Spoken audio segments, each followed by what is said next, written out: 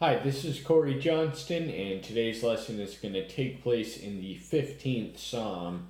And the opening verse begins with the question. It is first of all identified as a Psalm of David in the title that informs us that he was the author. And he asks a question, who sojourns in your tent, who dwells in your sacred mountain?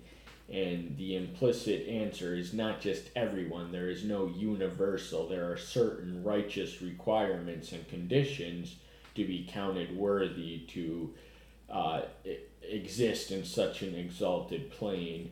And so the remaining, there's only 5 verses in this chapter, but in these 5 verses we read of 11 requirements of righteousness. So this simplifies in a lot of ways the Old Testament, which in its entirety contained a total of 613 laws, more of which were thou shalt nots than thou shalt, and we just want to explain some of how the Jews, by the dawn of what the secular historians call the Common Era, and even before of that, had come to think of the Mosaic Law. It's in the book I wrote, Who is My Neighbor, an extensive commentary on the Good Samaritan parable by Corey Johnston. It is available for purchase at all major outline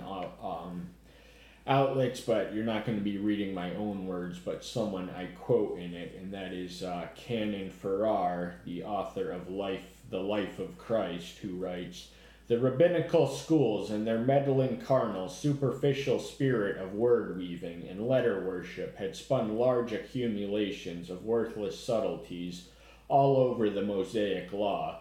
Among other things, they had wasted their idleness in fantastic attempts to count and classify and weigh and measure all the separate commandments of the ceremonial and moral law. They had come to the sapient conclusion that there were 248 affirmative precepts, being as many as the members of the human body, and 365 negative precepts, being as many as the arteries and veins or days of the year, the total being 613, which was also the number of letters in the Decalogue." So they're missing the entire meaning and point of the law, which is not numerological but righteousness. And like anything else, it's best simplified, because all 613, they have a book, but no one can memorize them in their mind. But a lot of this is a psalm that can be easily memorized, and it is worthy of the practice. I know people who have benefited by it. I personally have not. But remember, in the spirit of simplicity, now there's 2 things we notice in the passage we just read, that there were negative prohibitions and positive prohibitions. The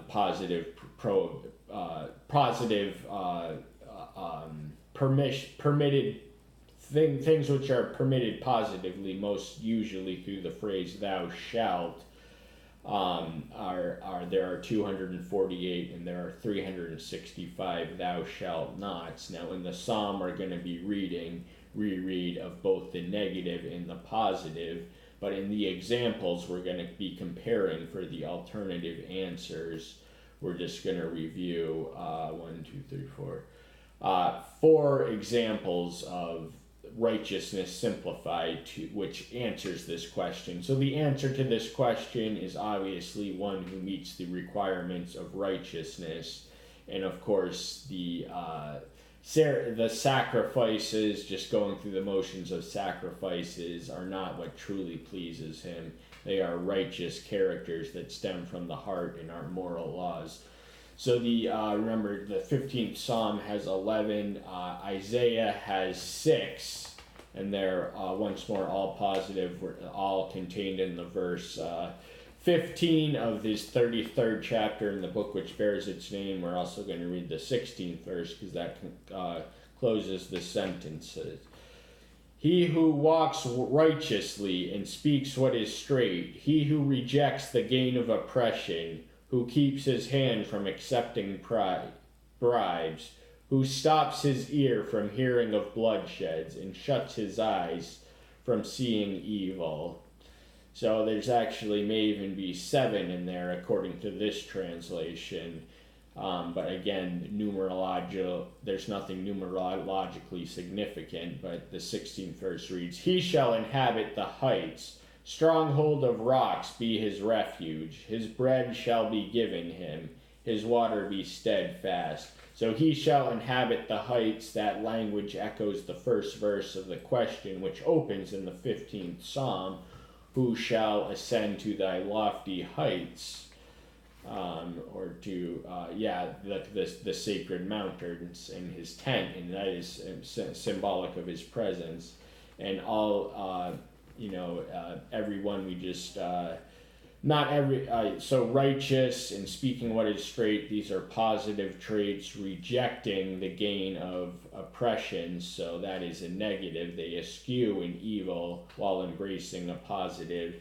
And it is also negative who keeps his hands from accepting bribes, and he makes a deliberate effort to close his ears and cover his eyes from seeing evil and bloodshed. So there are a balance of positive and negatives. In Micah, in all other ones simplified since then, it's all positive. So Micah in chapter 6, verse 8, he narrows it down to a question. And what does Yahweh require of you but to do right and to love kindness and to walk humbly with your Elohim? So these are the 3 righteous requirements as prescribed and outlined by Micah. And this is what he demands of us and requires of us. And if we do meet this requirement, we will be deemed worthy to ascend to the heights of his presence. And we have to have a passionate concern for justice, to do right, to right wrongs, and to never indulge in wrong ourselves, and to love kindness for its own sake. We should love being kind and be kind to those we love.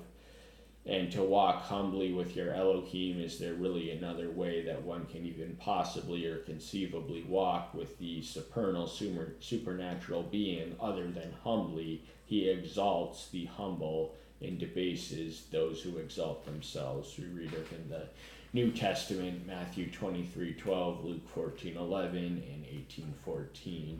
Now we're going to move to the New Testament itself, where we read the Savior, and but before we do that, he establishes the 2 great commandments. We just want to return to the quote from the same author, continuing where we left out. Now surely out of such a large number of precepts and prohibitions, all could not be of quite the same value. Some were light, Cal, and some were heavy, Kobed, but which was the greatest of the commandment of all? So this question was forever current amongst the religious leaders who, in my own words, spent much time speculating, defining, and discussing the mammoth body of religious traditions, largely of their own invention that they had progressively accumulated since the 4 centuries of their return from the exile. So by the writing of the New Testament, the Jews had sort of lapsed away from the days of the prophets and the law, and had become spiritually blind people. But this question was current amongst the rabbinical and synagogue schools. And so the Pharisees, having heard that he had silenced the Sadducees, were gathered together. Verse 34. And one of them, learned in the law, questioned, trying him, and saying, Teacher, what is the greatest commandment of the law? So he had just successfully silenced the argument of the Sadducees, who did not even believe in the resurrection, and they asked a question as to the question of marriage and the resurrection. They hadn't believed, and he stuns them in silence and exposes their stupidity. But this one, the Pharisee, who is trained and educated in the law, questions him with ulterior motive, trying, tempting him. And so he's asking, what is the greatest commandment in the law? And his answer is, and Yahweh said to him, you shall love Yahweh your Elohim with all your heart and with all your being and with all your mind. This is the first and great command. And the second is like it, you shall love your neighbor as yourself. On these two commands hang all the law and the prophets.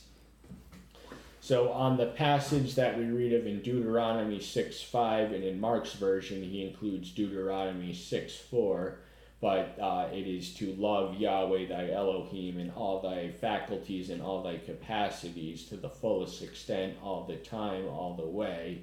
This is the single most greatest commandment, and the nearer we approach our nucleus of love, the source of all love, the better enabled we will be to love our fellow man. And the next one comes from Leviticus 19:18, loving a neighbor as yourself. Now, this does not mean that loving oneself is wrong. We would never deprive ourselves of shelter, food, or clothing, and neither should we anyone else who we have the power to dispense these to.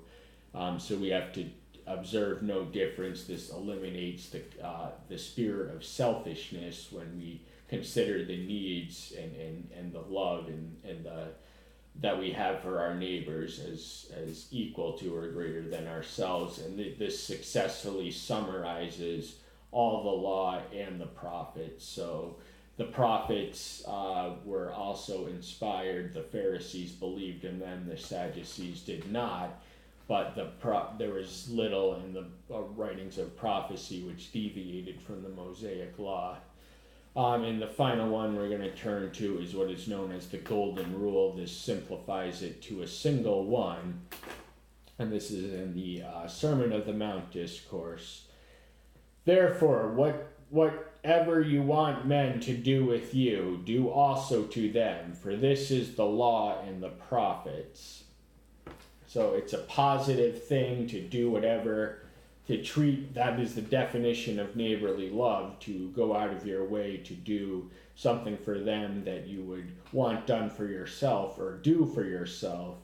And this is the entire meaning and summarization and encapsulation of both the laws and the prophets. There's those words again.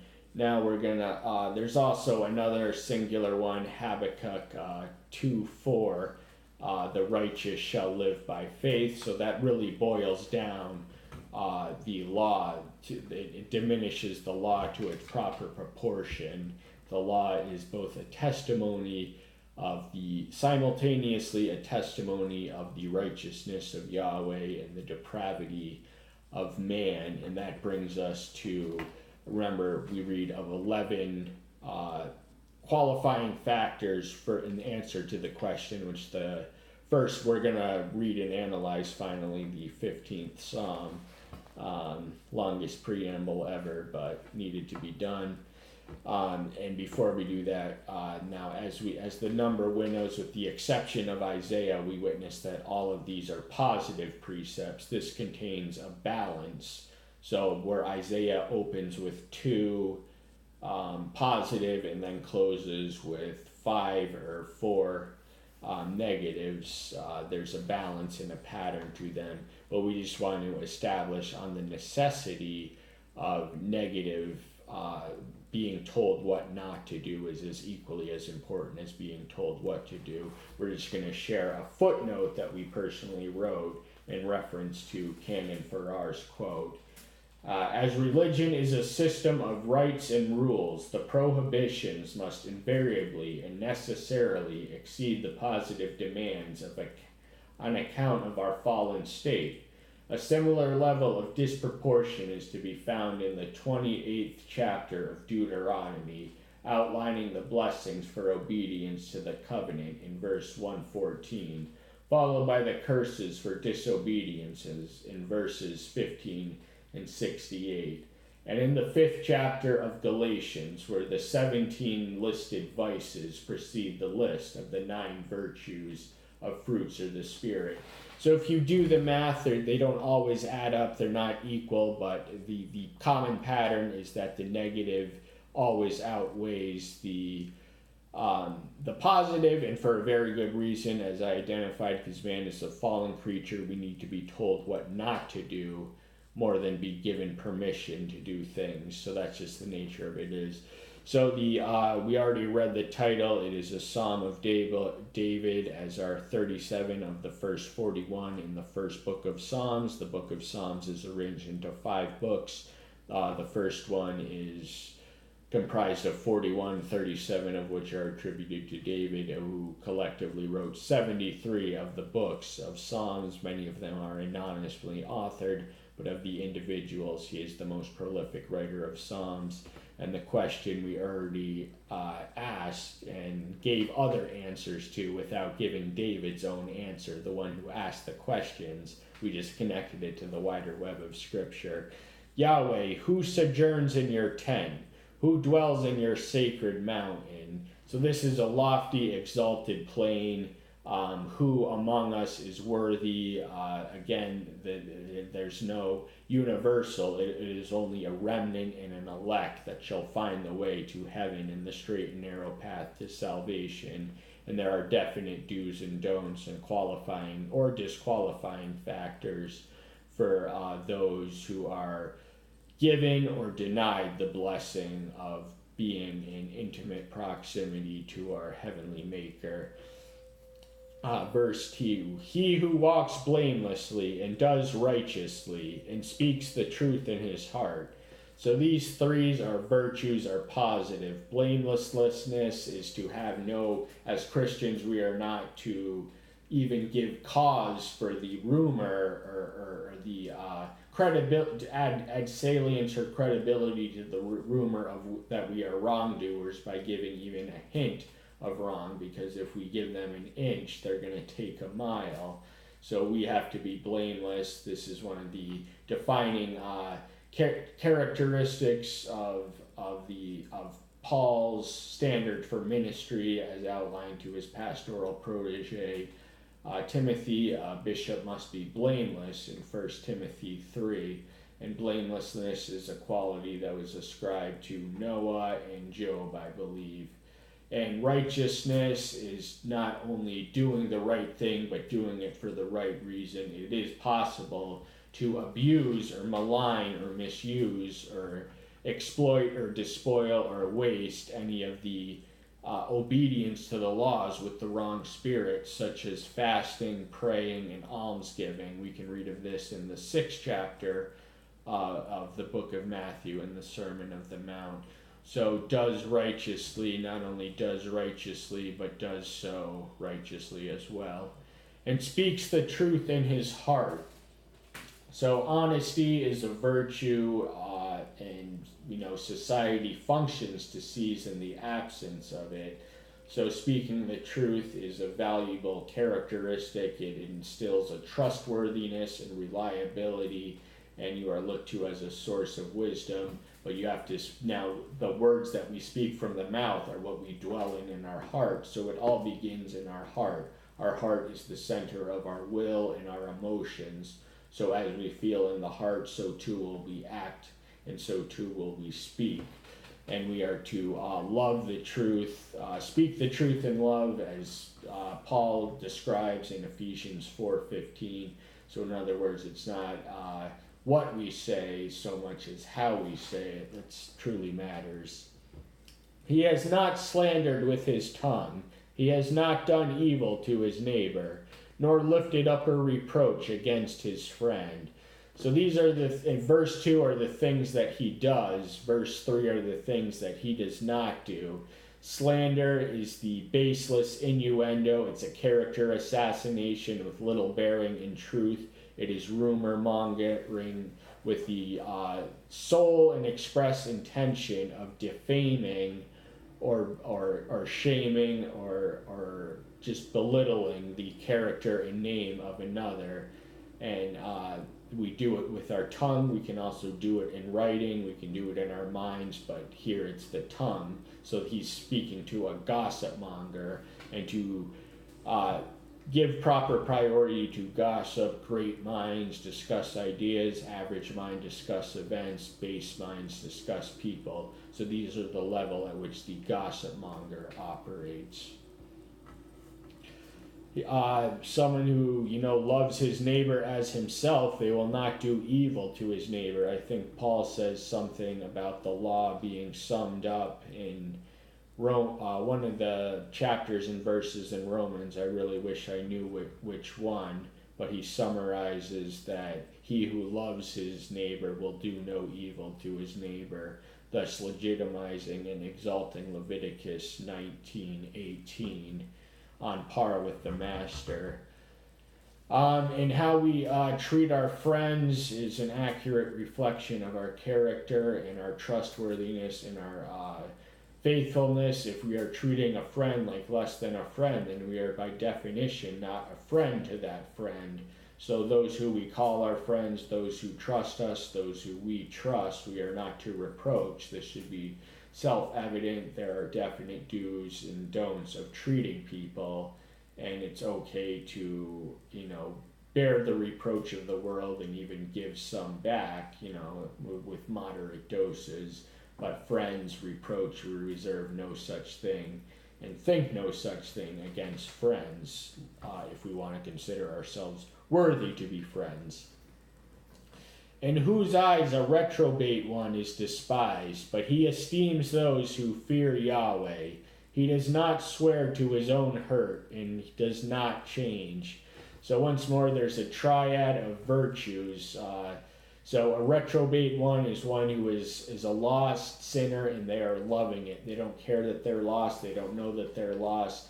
They are so steeped and succumbed in wickedness that God has just given them up to the consequences of their prolonged abuse of moral agency, and these are creatures who must be despised in the eyes of one who is fit. If we are worthy to walk with Yahweh, we have to see things the way He sees them, and a reprobate one is no good in His eyes and is wholly unfit. So we cannot compromise with love for a reprobate one. Our neighbor, considering he is not reprobate, is worthy of all our love, as is our family. But a reprobate, we must despise them, and rightfully so, because they are a walking, living offense to the one in whose presence we all seek to and long for.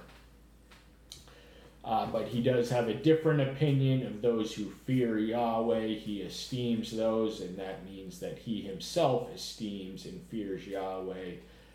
So that's the quality of contagion. One will surround themselves with those who have similar appetites and attitudes and approaches to life as them. So to reduce it to a slogan, show me your friends and I'll show you your future. So fear of Yahweh is the fear which eliminates and expels all other fears. And the third and final thing we read of in verse 4 is, he who swears not to his own hurt and does not change. So that's actually four things, come to think of it.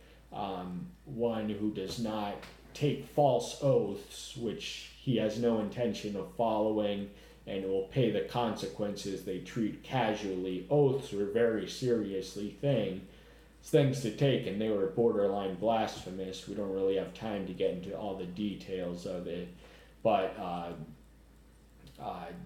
change is necessary for survival, and change is one of the most difficult things that we face, but change is necessary. We are creatures in motion, and we have to change to the world as it is in order to make the world change as we would like it. So the stubborn-heartedness, and if you're showing no growth or maturity or no change or no new outlook, you're just the same person you were yesterday, then you are stuck in an inertia that you do well to avoid. He has not put out his silver at interest, and has not taken a bribe against the innocent. He who does these things is never moved. So there's two final verses, then a summarization of all these people. Usury was the practice of lending money and extracting exorbitant interest rates, and it was frowned upon, if not outlawed, in the Mosaic Law. It was certainly frowned upon all throughout the Middle Ages, and because the Mosaic Law had a system for settling all debts through the sabbatical years and the years of Jubilee, but we don't have such a thing. So the international bankers control the world through debt and usury. And taking a bribe is a temptation, and it's a human nature, not the natural man's nature, to favor the rich and despise the poor, even if they are innocent. The bribe is the rich person can offer us money, where all the poor person has is his integrity and his innocence. So the temptation is to reach out and distort justice in exchange for a bribe. And these things, obviously, Yahweh treats justice completely and thoroughly. So too are we, if we are deemed worthy enough to walk in his presence. And he who does these things is never moved. So it says does not change and is never moved. We just want to close by clarifying and qualifying the difference.